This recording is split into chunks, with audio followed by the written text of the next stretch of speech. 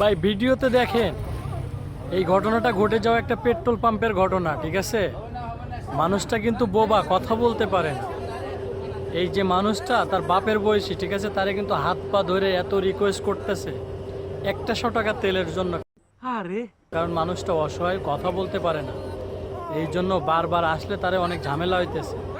এই জন্য সে 100 টাকা তেলের কথা বললো, তবুও কিন্তু দিচ্ছে না। কত লোক মনে করেন ফুল ট্যাঙ্কি নিয়ে যাচ্ছে, 1000 1500 টাকার তেল নিয়ে যাচ্ছে, আর সে অনলি 100 টাকার তেল নিতে চাইলো, তাই দিল না। মানুষের বিবেক কতটা নষ্ট হয়ে গেছে তাহলে চিন্তা করেন।